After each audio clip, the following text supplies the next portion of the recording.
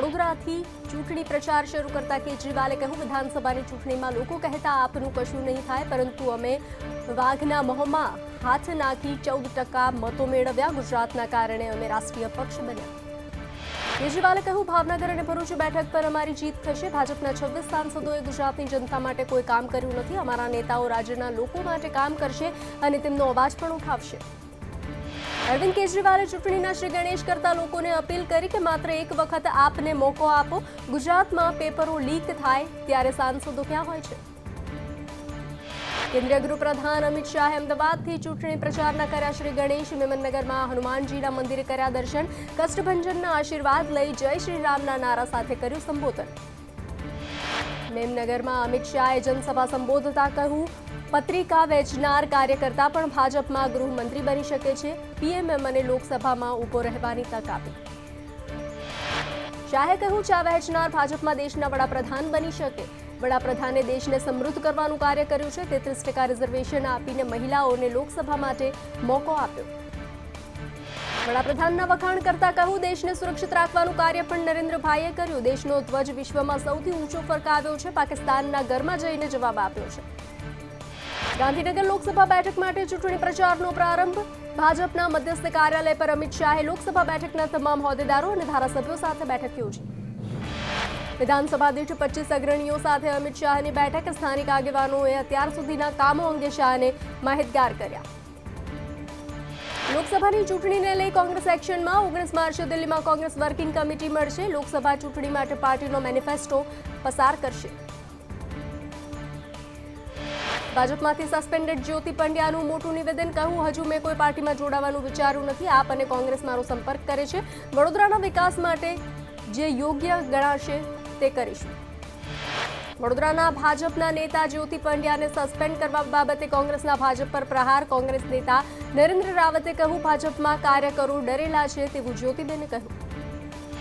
કોંગ્રેસ નેતા નરેન્દ્ર રાવતે આક્ષેપ લગાવ્યો કે ભાજપમાં ભ્રષ્ટાચારનો જ્યોતિબેને ભાંડો ફોડ્યો. ભાજપના અંતની શરૂઆત થઈ ગઈ છે. અમદાવાદમાં લોકસભાની ચૂંટણીના પ્રચારના પડઘમ શરૂ. સાંસદ હસમુખ પટેલે ન્યૂ મણિનગરમાં મહાદેવના આશીર્વાદ લઈ ચૂંટણીનો પ્રચાર કર્યો. હસમુખ પટેલના કોંગ્રેસના ઉમેદવાર રોહન ગુપ્તા પર કટાક્ષ. જનતાની વચ્ચે રહેતા ચહેરાને જનતાનો પ્રેમ મળે. દિલ્હીના ચહેરાને કોંગ્રેસના કાર્યકરો નથી ઓળખી શક્યા. પોરબંદર કોંગ્રેસ ફરી એકવાર ભંગાણ થયું. 75 જેટલા એનએસયુઆઈના હોદ્દેદારો અને કાર્યકરોએ રાજીનામા આપ્યા. તમામ કાર્યકરો અને હોદ્દેદારો ભાજપમાં જોડાય તેવી સંભાવના.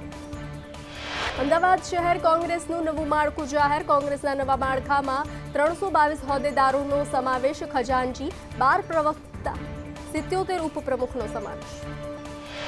કોંગ્રેસના નવા માળખામાં 48 વોર્ડમાંથી 40 વોર્ડમાં 2 વોર્ડમાં પ્રમુખની રચના. 48 વોર્ડમાંથી 28 વોર્ડ પ્રમુખને સંગઠનમાં રિપીટ કરાયા.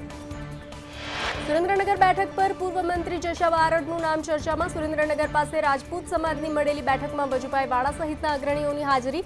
બેઠકમાં જશા બારડને ટિકિટ મળે તેવી માંગ ઉઠી. વડાપ્રધાન નરેન્દ્ર મોદીની તામિલનાડુમાં કન્યાકુમારીમાં રેલી. પીએમ મોદીએ વિપક્ષ પર પ્રહાર કરતા કહ્યું, ડીએમકે અને કોંગ્રેસના ઇન્ડી ગઠબંધનનું ખમણ તોડીશું. પેટ્રોલ ડીઝલના ભાવ ઘટાડા અંગે નાણામંત્રી નિર્મલા સીતારમણના વિપક્ષ પર પ્રહાર. તેમણે કહ્યું કે પેટ્રોલ ડીઝલના ભાવમાં ઘટાડો ચૂંટણીલક્ષી નથી. કોંગ્રેસ અધ્યક્ષ મલ્લિકાર્જુન ખડગેએ કહ્યું, કોંગ્રેસ પાર્ટીના ખાતાઓ ફ્રીઝ કરી દેવાયા છે. ભાજપે આવકવેરા વિભાગને ખાતા ફ્રીઝ કરવા માટે સૂચના આપી છે. અમારા 300 કરોડ રૂપિયા ફ્રીઝ થયા છે. આવી સ્થિતિમાં અમે ચૂંટણીમાં કેવી રીતે જઈ શકીએ? અમારા ખાતા બંધ છે, પરંતુ ભાજપના ખાતા ખુલ્લા છે. આ અંગે હું ઉચ્ચ કક્ષાએ તપાસની માંગ કરું છું. જ્યાં સુધી સત્ય બહાર ન આવે ત્યાં સુધી ભાજપના ખાતા પણ ફ્રીઝ કરવા જોઈએ. ધોળકા એપીએમસીના ચેરમેન પ્રવીણ ડાભીનું રાજીનામું. અવિશ્વાસ પ્રસ્તાવ પહેલા જ ચેરમેન પદેથી રાજીનામું આપીને ભ્રષ્ટાચાર દબાવવાની ચર્ચાઓ. પાટીદાર શૈક્ષણિક સંસ્થાઓ પર આક્ષેપ બદલ વિપુલ ચૌધરીએ માફી માંગી છે. વિપુલ ચૌધરીએ કહ્યું, મારી ભૂલ બદલ દિલગીર વ્યક્ત કરું છું. વિપુલ ચૌધરીએ કહ્યું, શૈક્ષણિક સંસ્થાનું ખાનગીકરણ એ ચિંતાનો વિષય છે. આ વિશે સમાજનું નામ લીધું તે મારી ભૂલ છે.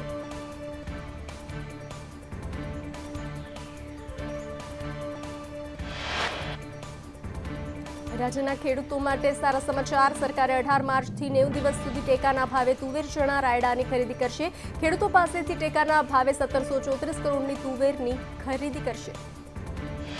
સાબરકાંઠાના વડાલીમાં પાક નુકસાનના વળતરની માંગને લઈ સજ્જડ બંધ. માર્કેટયાર્ડમાં ખરીદ વેચાણ સંપૂર્ણપણે બંધ. એપીએમસીમાં ચુસ્ત પોલીસ બંદોબસ્ત. ખેડૂતોએ ઈડર અંબાજી હાઈવે પર ચક્કાજામ કર્યો. વડાલી એપીએમસીમાં મોટી સંખ્યામાં ખેડૂતોએ રામધૂન બોલાવી વિરોધ નોંધાવ્યો.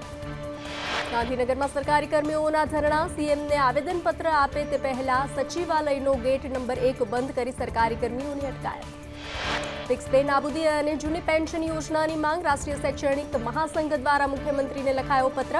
કેન્દ્રના ધોરણે રાજસ્થાનની જેમ ભથ્થું વધારવા માંગણી. બે સંગઠન દ્વારા અલગ અલગ આંદોલન, ઓનલાઈન આંદોલનની રજૂઆત. યુપી પોલીસ કોન્સ્ટેબલ ભરતી પેપર લીકમાં અમદાવાદ પાસે વેરા હાઉસમાંથી પેપર લીક થયાનું ખુલ્યું. 5 ફેબ્રુઆરીએ આરોપી રાજીવ મિશ્રા અને બોક્સ ખોલવામાં એક્સપર્ટ શુભમ એ જ દિવસે અમદાવાદ આવ્યો. સીલ બંધ પેપરનું બોક્સ ખોલી મોબાઈલમાં ફોટો પાડ્યો. સુરતમાં બીએસસીની પરીક્ષામાં વિદ્યાર્થી નકલ કરતા ઝડપાયો. પેપર અને ઉત્તરવહી વચ્ચે રાખી માઇક્રો ઝેરોક્સ. વીર નર્મદ દક્ષિણ ગુજરાત યુનિવર્સિટીની ઘટના. અન્ય વિદ્યાર્થીઓને ચપ્પલ નીચે સંતાડી હતી માઇક્રો ઝેરોક્સ. જૂનાગઢમાં ખેડૂતોએ જુડા કચેરીનો કર્યો ઘેરાવો. ટીપી રદ કરવા મુદ્દે ખેડૂતો 5 દિવસથી ધરણા પર. 40% જમીન કપાતનું કોઈ વળતર આપવા માંગ. સુરેન્દ્રનગરના ગોરખવાડા ગામના ખેતરોમાં પાણી ભરાતા ખેડૂતો હેરાન પરેશાન. નર્મદા વિભાગની બેદરકારીથી ખેતરો પાણીમાં તરબોળ થયા. નર્મદાનું પાણી ગામના તળાવમાં છોડાતા તળાવ ઓવરફ્લો. વડોદરામાં પદ્માવતી શોપિંગ સેન્ટર તોડાતા વિરોધ. વેપારીઓએ 235 દુકાનો બંધ રાખી વિરોધ નોંધાવ્યો. વૈકલ્પિક વ્યવસ્થા કરવા વેપારીઓની માંગ. વિધાનસભાના દંડક બાલકૃષ્ણ શુક્લાએ નિવેદન આપ્યું કે વેપારીઓને ગેરસમજ હતી તે દૂર થઈ જશે. સુરેન્દ્રનગર જિલ્લામાં વધુ 50 લોકો કરશે ધર્મ અંગીકાર. ધર્મ અંગીકાર કરવા 50 લોકોએ કલેક્ટરને કરી અરજી. 14 એપ્રિલે 50 લોકો અપનાવશે બૌદ્ધ ધર્મ. ગ્રામ્યમાં અસ્પૃશ્યતાના પગલે ધર્મ પરિવર્તનની કિસ્સા. કચ્છ જૂનાગઢ બાદ ભાવનગરમાં બુલડોઝર ફર્યું. ગેરકાયદે 425 બાંધકામો ઉપર દાદાનું બુલડોઝર ફર્યું. સિત્સરથી વડુકડ રોડ પર ડિમોલેશન. 3 મીટરના રોડ પર દબાણો દૂર કરી રસ્તો ખુલ્લો કરાયો. સાબરમતી નદીમાં પ્રદૂષણ મુદ્દે હાઈકોર્ટે એએમસી અને જીપીસીબી સહિતના એકમોની આખરી ઝાટકણી કાઢી. ત્રણેય સંસ્થાઓ ખોટી રમત રમવાનું બંધ કરો. જવાબદારી સૌની છે, કોઈ એકની નહીં. વારંવાર ટકોર છતાં સાબરમતી નદીમાં પ્રદૂષિત પાણી છોડાઈ રહ્યું છે તેવું હાઈકોર્ટે નોંધ્યું. તમામ બેદરકારી રાખે તે કેમ ચલાવી લેવાય. હાઈકોર્ટે આદેશ કર્યો કે નદીને પ્રદૂષિત થતી અટકાવવાનો પ્રયાસ કરો. નદીમાં છોડાતા પ્રદૂષિત પાણી મુદ્દે એકમોને રાહત ન અપાય. અધિકારીઓને નોટિસ આપીએ પરંતુ ગંભીરતા કેમ નથી દાખવતા. એસટીપી પ્લાન્ટમાં જવાબથી સંતોષ માનીને બેસવું યોગ્ય નહીં. અમદાવાદમાં વધુ એક બોગસ ડોક્ટર ઝડપાયો. દસક્રોઈના કુહા ગામ ખાતેથી ઝડપાયો બોગસ ડોક્ટર. બોગસ ડોક્ટરે 7 વર્ષથી ચલાવતો હતો દવાખાનું. ગ્રામ્ય આરોગ્ય વિભાગની ટીમે રમેશ ઠાકોરને ઝડપી પાડ્યો. ગાંધીનગર સચિવાલયમાં નવા 2 હેલિપેડ બનાવવાની કામગીરી શરૂ. વિધાનસભાના પાછળના ભાગે 2 હેલિપેડનું કામ શરૂ. સચિવાલયમાં કુલ 5 હેલિપેડ થશે. અરવલ્લીમાં ભૂસ્તર વિભાગનો સપાટો. ફ્લાઇંગ સ્ક્વોડ ખનીજ ચોરી કરતા 7 કન્ટેનર ઝડપ્યા. ધનસુરા પંથકમાં ચાલી રહ્યું હતું ગેરકાયદે ખનન. અંદાજિત 2.75 કરોડનો મુદ્દામાલ સીઝ કરાયો. સુરતમાં એસટી વિભાગના સ્પેશિયલ બસો દોડાવાશે. 20 માર્ચથી 23 માર્ચ સુધી બસો દોડાવાશે. 550 બસ દ્વારા 650 ટ્રીપનું સંચાલન કરાશે. પંચમહાલ, ગોધરા, દાહોદ, અમદાવાદ માટે દોડશે એસટી બસો. ચોટીલામાં ગણેશ કપાસના જીનમાં આગ. કપાસના ઢગલામાં અચાનક આગ લાગી. આગ ભભૂકતા મચી દોડધામ.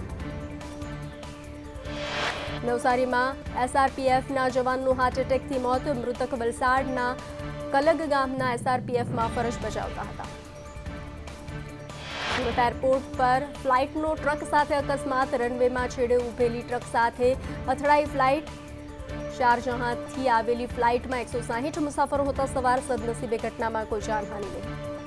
રાજકોટમાં ચકચાર મચાવનાર ત્રીજી ગેંગ પોલીસના સકંજામાં. જામનગરમાં અંબાણી પરિવારના પ્રી વેડિંગમાં ચોરીનો હતો પ્લાન. ચોર ટોળકીના 5 લોકો તામિલનાડુના ત્રિચીના રહેવાસી.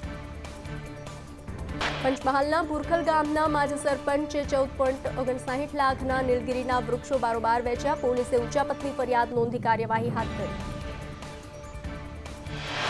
રાજકોટમાં કવા બાદ મનસુખ જાદવનું કારસ્તાન ખુલ્યું. યુવરાજનગરમાં મંદિરની જગ્યામાં દબાણ કર્યું. આંગણવાડીના નામે દુકાનો અને 1000 વારનો પ્લોટ પડાવ્યો. પાણી માટે ગેરકાયદે કનેક્શન પણ લઈ લીધું. હિન્દુ નેતા ઉપદેશ રાણાને જાનથી મારી નાખવાની ધમકી. પાકિસ્તાન ઉપરાંત બીજા દેશોથી વોટ્સએપ પર ધમકી. સુરતમાં ઉપદેશ રાણા સનાતન સંઘના નામે ચલાવે છે એનજીઓ. ઉપદેશ રાણાને એક્સ કેટેગરીના સુરક્ષા આપવામાં આવી. સુરતના આર્થિક પરિસ્થિતિ નબળી પડતા સીએનો વિદ્યાર્થી આશીષ ઝા ચોરીના રવાડે ચડ્યો. રોકડા અને કિંમતી વસ્તુઓની ચોરી કરતો. પોલીસે આરોપીની કરી ધરપકડ. સુરતમાં ફ્લેટ આપવાના બહાને 13 લોકો સાથે ઠગાઈ. વાડી ફળિયામાં બિલ્ડરે 1.64 કરોડ રૂપિયાની કરી ઠગાઈ. દસ્તાવેજના આધારે 99 લાખની લોન લઈ હપ્તા ન ભર્યા. રૂપિયા ભરવા બેંક દ્વારા નોટિસ લગાવવામાં આવી. ચોટીલા નજીકથી વ્યાજે આપેલા રૂપિયાની ઉઘરાણીને લઈ 2 મહિલા 2 બાળકોનું અપહરણ. 3 શખ્સો અપહરણ કરી ધમકી આપી પરત મૂકી ગયા. મોરબીમાં નકલી અધિકારી હરિસિંહ સામે નોંધાઈ ફરિયાદ. ખાણ ખનીજ અધિકારીની ઓળખ આપી ટ્રક ચાલક પાસેથી 6000 પડાવ્યા. સુરતમાં વધુ એકવાર ગ્રીષ્મા હત્યાકાંડ જેવો હુમલો. યુવકનો પ્રેમિકા પર સરા જાહેર ઘાતકી હુમલો. ગળું કાપવા કરેલા વારથી હિના બચી ગઈ હતી. યુવકે પ્રેમિકાની હત્યાના ઈરાદે હુમલો કરી છરીના 6 ઘા માર્યા. હિના બચી જતા લાત મારી એક્ટિવા પરથી પાડી નાખી. દીકરીને બચાવવા ગયેલી શિક્ષિકા માતાને પણ છાતીમાં ઊંડો ઘા ઝીક્યો.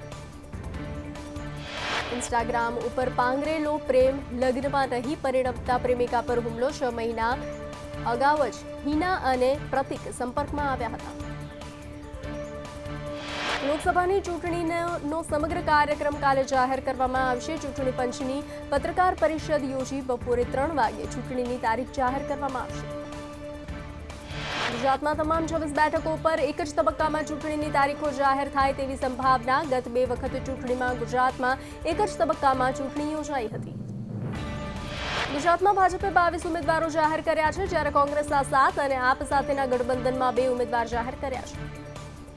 લોકસભાની ચૂંટણીની સાથે ગુજરાતમાં વિધાનસભાની પેટા ચૂંટણીની પણ થશે જાહેરાત. ગુજરાતમાં વિધાનસભાની 6 બેઠકો પર પેટા ચૂંટણી યોજાવાની છે. પશ્ચિમ બંગાળ, ઉત્તર પ્રદેશ જેવા મોટા રાજ્યોમાં 2 થી વધુ તબક્કામાં ચૂંટણીની શક્યતા. તો ઓડિશા, આંધ્રપ્રદેશ અને તેલંગાણામાં 2 થી 3 તબક્કામાં ચૂંટણી થઈ શકે છે. ઇલેક્ટોરલ બોન્ડના ડેટા નંબર એસબીઆઈએ જાહેર ના કરતા સુપ્રીમ કોર્ટે કારણદર્શક નોટિસ ફટકારી અને આગામી 17 માર્ચ સુધીમાં બોન્ડ નંબર આપવા માટે એસબીઆઈને આદેશ કરવામાં આવ્યો. સીએનએલએ કોંગ્રેસી નેતાઓના નિવેદન સામે શરણાર્થીઓનો વિરોધ. દિલ્હી સ્થિત કોંગ્રેસના મુખ્યાલય બહાર પાકિસ્તાન અને અફઘાનિસ્તાનના શરણાર્થીઓનું વિરોધ પ્રદર્શન. બેરિકેડ તોડીને આગળ વધતા શરણાર્થીઓને પોલીસે અટકાવ્યા. સીએએના અમલ બાદ કેજરીવાલના નિવેદન મુદ્દે મનસુખ માંડવિયાની ભાજપના પ્રતિનિધિમંડળ સાથે ચૂંટણી પંચ સાથે મુલાકાત કરી રજૂઆત. માંડવિયાએ કહ્યું કેજરીવાલનું નિવેદન દુર્ભાગ્યપૂર્ણ. સીએ મામલે અમેરિકાની ટિપ્પણી મામલે ભારતે સ્પષ્ટ જવાબ આપ્યો કે વિદેશ મંત્રાલયે કહ્યું કે સીએ ભારતનો આંતરિક મામલો છે અને તેના પર અમેરિકાની ટિપ્પણી અયોગ્ય છે.